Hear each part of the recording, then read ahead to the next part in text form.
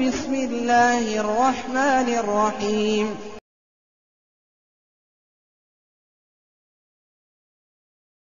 Assalamualaikum warahmatullahi wabarakatuh. Alhamdulillahirabbil alamin wassalatu wassalamu ala Rasulillah wa ala alihi washabihi wasallam. Amma ba'd. Anak-anak sekalian yang semoga dirahmati Allah Subhanahu wa taala, bagaimana kabarnya hari ini? Semoga hari ini lebih baik daripada hari kemarin dan semoga kita senantiasa diberikan kesehatan, kekuatan dan kesabaran dalam menjalankan semua aktivitas kita dalam beribadah kepada Allah Subhanahu wa taala dan juga dalam menuntut ilmu.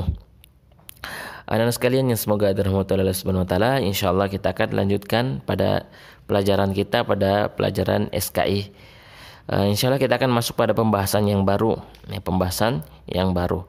Ya, sebelum kita masuk pada pembahasan baru, kita akan murojaah pelajaran sebelumnya. Pada pelajaran sebelumnya kita sudah membahas tentang nilai-nilai positif Khalifah Umar bin Khattab.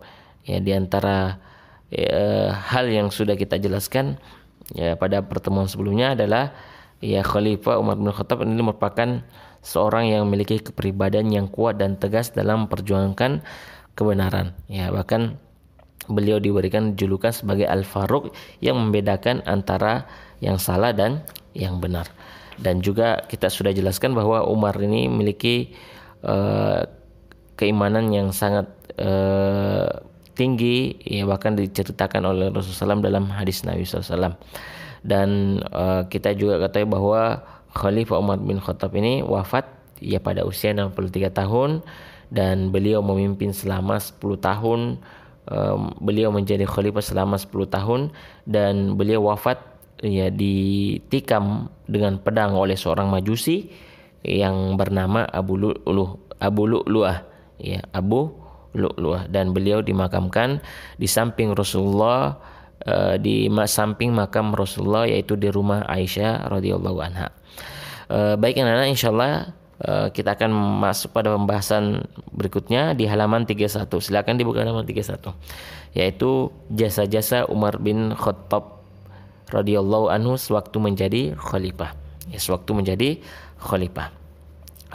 Anak-anak sekalian, semoga dirahmati Allah Subhanahu wa taala, sebagaimana yang kita ketahui pada pembahasan sebelumnya bahwa Umar bin Khattab itu memimpin atau menjadi khalifah selama 10 tahun.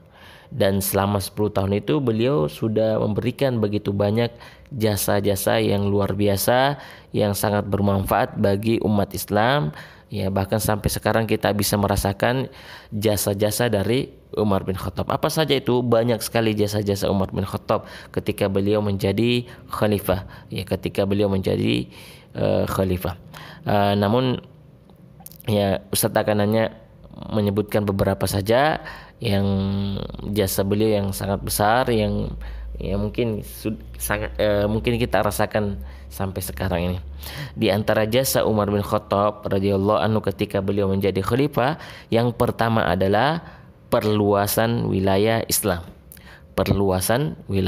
Jadi di masa Khalifah Umar bin Khattab itu Islam makin meluas sampai ke negeri-negeri yang lainnya. Bukan hanya di Mekah atau Madinah, tapi juga di negeri-negeri lainnya. Dakwah Islam itu meluas dan banyak negeri-negeri yang ditaklukkan oleh Umar bin Khattab. Seperti negeri Syam, negeri Romawi, negeri Persia, dan banyak negeri-negeri yang lainnya. Semuanya ditaklukkan di masa Khalifah Umar bin Khattab. Jadi yang pertama adalah perluasan wilayah Islam. Dan nanti setelah itu Islam akan semakin luas lagi. Kemudian yang kedua, itu yang pertama tadi. Yang pertama perluasan wilayah Islam. Kemudian yang kedua adalah membentuk badan kehakiman. Yaitu beliau adalah orang yang pertama kali membentuk badan kehakiman atau badan hukum. Badan kehakiman itu apa? Seperti pengadilan yang memutuskan perkara-perkara bagi orang-orang yang saling berselisih atau orang-orang yang melanggar aturan-aturan syariat. Seperti seorang yang meminum khamar, ya, atau seorang yang mencuri, ya semuanya itu dihukum melalui badan kehakiman, ya, badan hukum yang telah dibentuk oleh Umar bin Khattab radhiyallahu anhu. Ya, jadi badan kehakiman ini fungsinya, tugasnya itu memutuskan perkara-perkara atau masalah-masalah yang dilanggar sebagian orang, ya, dan diputuskan di badan kehakiman tersebut. Jadi orang yang pertama membentuknya adalah Umar bin Khattab. Itu yang kedua. Kemudian yang ketiga, di antara jasa-jasa Umar bin Khattab radhiyallahu anhu sewaktu menjadi khalifah, di antaranya adalah yaitu penetapan tahun Hijriah sebagai tahun resmi Islam. Ya, penetapan tahun Hijriah sebagai tahun resmi Islam. Ya. Jadi di masa Umar Khattab itu tahun Hijriah itu ditetapkan sebagai tahun resmi.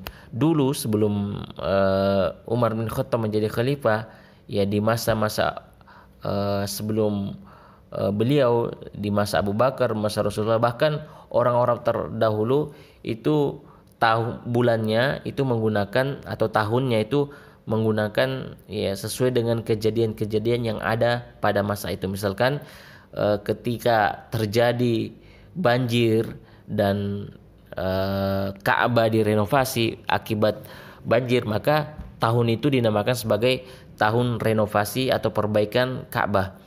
Ketika terjadi perang Fijar, ya, pada tahun itu, maka tahun itu dinamakan sebagai tahun Fijar, ya, tahun Fijar. Dan ketika terjadi penyerangan kota Mekah dengan kota Mekah oleh pasukan gajah, ya, pasukan gajah, maka tahun itu dinamakan tahun gajah, ya, dan di tahun gajah itu Rasulullah SAW lahir, ya. Jadi dulu orang-orang Arab dulu itu menggunakan kejadian-kejadian terjadi untuk menamakan tahun mereka, seperti tahun Fijar, tahun gajah, tahun fil, dan tahun-tahun yang lainnya. Nanti di masa Umar bin Khattab radhiyallahu anhu itu ditetapkan sebagai tahun Hijriah, sebagai tahun resmi bagi umat Islam, ya, dan tahun Hijriah ini yang menentukan beberapa banyak macam ibadah-ibadah seperti penetapan bulan Ramadan, yaitu digunakan dengan menggunakan tahun Hijriah, bukan tahun Masehi. Tahun Hijriah itu apa?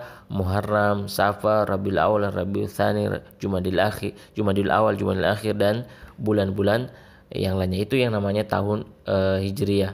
Iya, tahun Hijriah. Adapun tahun Masehi seperti Januari, Februari, Maret, April, dan seterusnya.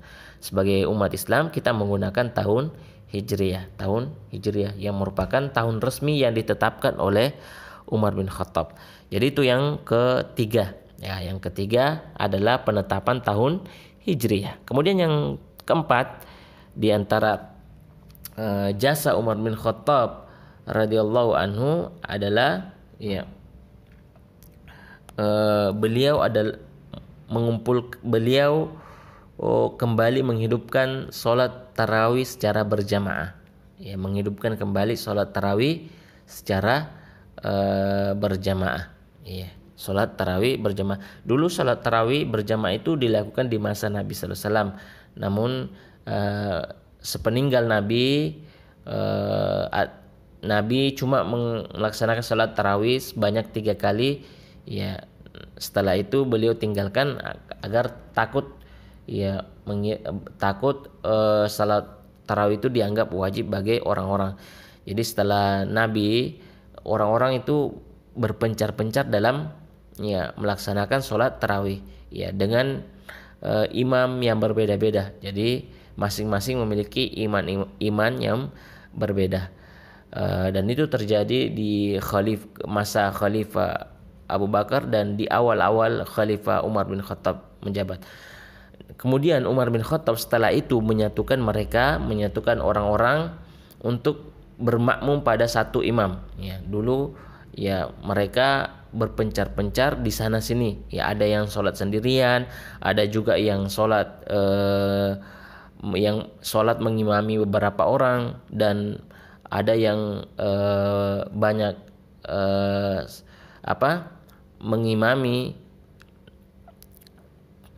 orang, jadi mereka tidak seperti sholat tarawih seperti kita sekarang ini, ya cuma satu imam ya dalam satu masjid. Dalam satu masjid itu ya banyak imam, imam dan ada juga yang sholat sendirian.